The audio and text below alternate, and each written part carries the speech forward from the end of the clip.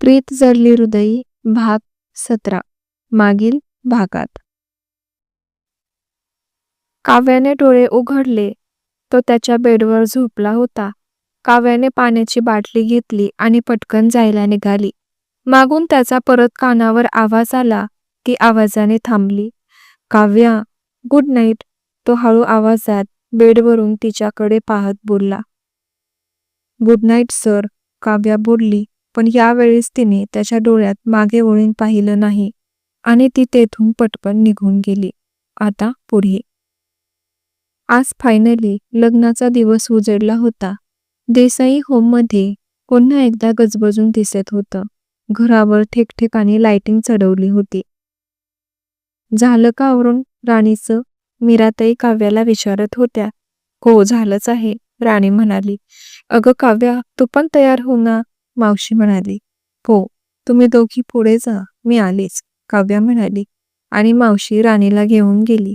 तिच्या काही रसम व्हायच्या बाकी होत्या. एक वेळ काव्या काहीतरी शोधत होती, पण तिला ते सापडत नव्हते. हे भगवान, आता काय घालणार मी? काव्या तिची साडी शोधायचा प्रयत्न करत होती, पण तिला ती मिळत नव्हती. लग्न बंगल्याला लागून असलेल्या पार्कमध्येच होतं, त्यामुळे पायी चालत जाणं सहज शक्य होतं. हे ब्रो, कसा दिसतो मी? रवीने तुषारला विचारले. आज त्याने अंगात खास लग्नासाठी बनवलेली शेरवानी घातली होती. त्यावर सूक्ष्म सुतारकामासारखं डिझाईन केलं होतं. ती क्रीम आणि गोल्डन कलरची शेरवानी त्याला उठून दिसत होती. खांद्यावर सौम्य मखमली लाल कलरचा दुपट्टा ओढला होता आणि त्याच्या गळ्यात अजून एक खास हार होता, जो की त्याच्या आईने स्वतः त्याच्यासाठी निवडला होता. मस्त. तुषारने रवीला वर खालीपर्यंत निहाळून पाहिलं आणि उजव्या हाताच्या अंगठ्याने थंब केला. तेवढ्यात त्याच्या कानावर बारीक कुजबूज ऐकू आली. त्याने त्या दिशेला वळून पाहिलं. अगं काव्या, जरा हळू चल ना. आणि हे काय, तू अजून तयार झाली नाही? वहिनी काव्याला बोलत होती. वहिनी? काव्याने वहिनीच्या कानात काहीतरी सांगितलं. मग आता काय घालणार तू? वहिनी आश्चर्याने म्हणाली. वहिनी, प्लीज हेल्प मी, काव्याने रिक्वेस्ट केली. सॉरी हा काव्या, मी तुझी याबाबतीत कसलीच हेल्प करू शकत नाही. इव्हन मी रशियावरून येताना एकच साडी आणली होती, हे बघ. वहिनी तिच्या अंगावरील साडीकडे पाहत बोलू लागली. आता काव्याचा चेहरा पडला, कारण आता तिच्याकडे घालण्यासाठी काहीच खास नव्हतं आणि आज तिला मस्त तयार व्हायचं होतं. बहुतेक तिचं हे स्वप्न आता अपूर्ण राहणार होतं. देवा, तू माझ्या आयुष्यात थोडे पण सुखाचे क्षण लिहिले नाहीस का? की तुला माझं हसणं सहन होत नाही? ती आता रडकुंडीला आली. सगळे लग्नासाठी तयार झाले होते. ती त्या सगळ्या पब्लिककडे पाहत होती. मनात ती खूप दुःखी होती. मुहूर्ताची वेळ झाली होती. तिने कालची साडी नेसायचा निर्णय घेतला. तिच्यासाठी राणीसोबत असणं जास्त महत्वाचं होतं. ती तिला जास्त वेळ एकटी सोडू शकत नव्हती. ती तशीच मागे वळली. जाताना ती कोणाला तरी धडकली, पण ती थांबली नाही. ती तशीच पळत रूममध्ये गेली. तुषारच्या चेहऱ्यावर मात्र अनामिक हास्य आलं. थोड्या वेळाने एक व्यक्ती त्याच्याजवळ येऊन बोलू लागली. काव्या रडत रूममध्ये आली.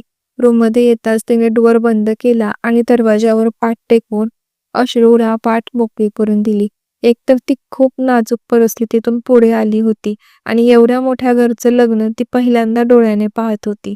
त्यात तिची ही दयनीय अवस्था तिलाच आवडली नव्हती. तिच्याजवळ वेळ कमी होता. तिने पटकन अश्रू पुसले आणि डोळे उघडले. आता तिची नजर समोर बेडवर पडली, पण समोर जे काही होतं ते विलक्षणीय होतं. बेडवर एक मोठा बॉक्स ठेवला होता. त्यावर 2-3 गुलाबाची फुलं लावली होती. काव्या आता थोडं रडायची सावरली होती. ती हळूच त्या बॉक्स जवळ गेली. त्यावर तिच्या नावाची एक मोठी नेमप्लेट होती. For beautiful girl, Kavya. त्यावर बोल्ड अक्षरात लिहिलं होतं. तिने ते नाव वाचलं. आता ते गिफ्ट बॉक्स तिच्यासाठी होता हे तिला समजलं होतं. कोणी दिलं असेल हे? तिच्या मनात प्रश्न पडला.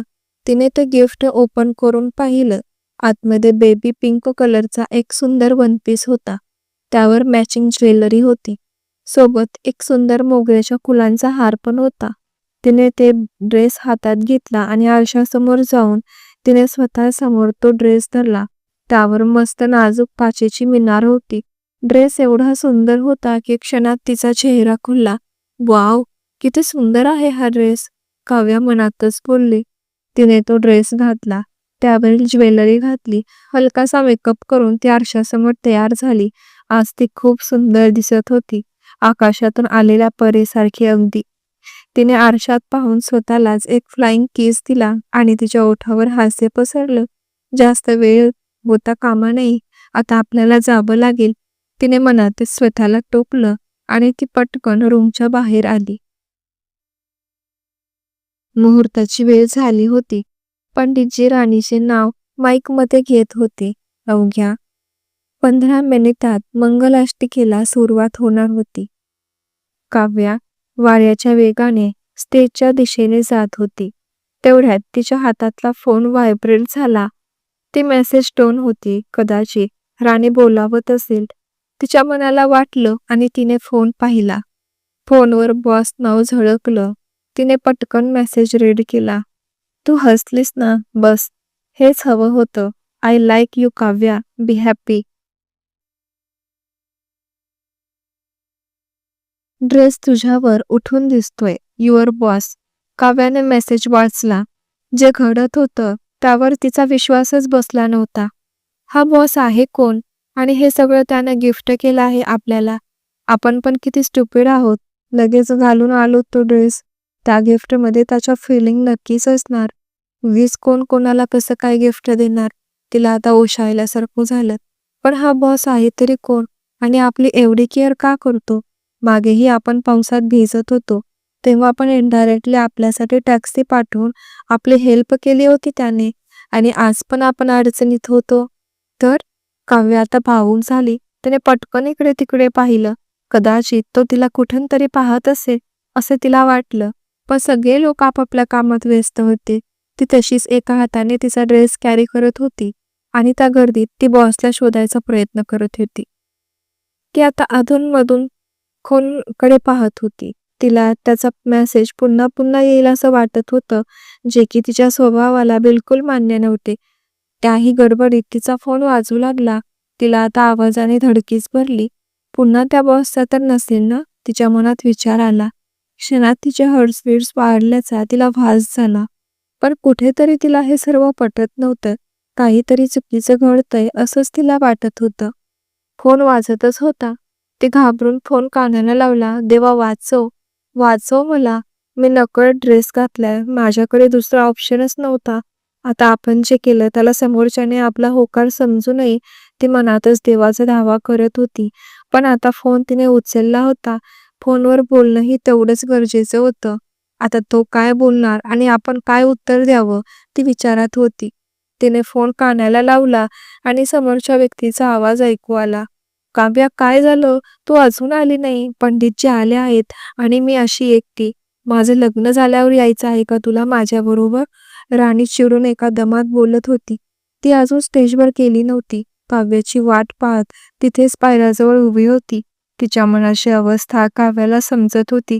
अगं आलेस, मागे फिरून बघ. काव्या आता शांत झाली होती. राणीने मागे वळून पाहिलं. काव्या तिच्या जवळ आली होती. दोघींनीही एकमेकांना बघून क्यूट स्माईल दिली. एनिवेज, तू आज खूप मस्त दिसत आहेस. राणीने काव्याला कॉम्प्लिमेंट दिली. काव्याला अजून थँक्स म्हणाली. लाजल्यामुळे तिच्या सौंदर्यात आणखी भर पडली. तिचे ब्लश न करता सुंदर दिसू लागले. तू पण काही कमी नाहीस. बघ, रवी तुलाच पाहत आहे सारखं. काव्या राणीच्या कानात पुटपुटली. तो भी अब सुरुवात है. राणीने एक डोळा बारीक केला. तसं स्टेजवर दोघी पुन्हा गालात हसू लागल्या. पण ते हसू दुसरं कोणालाच ऐकू जाणार नाही याची त्यांनी काळजी घेतली होती. मी पण आहे म्हटलं इथेच उभा. काव्या आणि राणीने दोघींनी वळून त्या दिशेला पाहिलं. रवी त्यांना पाहून हसत उभा होता. त्याला पाहून दोघींनाही आनंद झाला. आता पंडितजींनी नाव पुकारायला सुरुवात केली होती.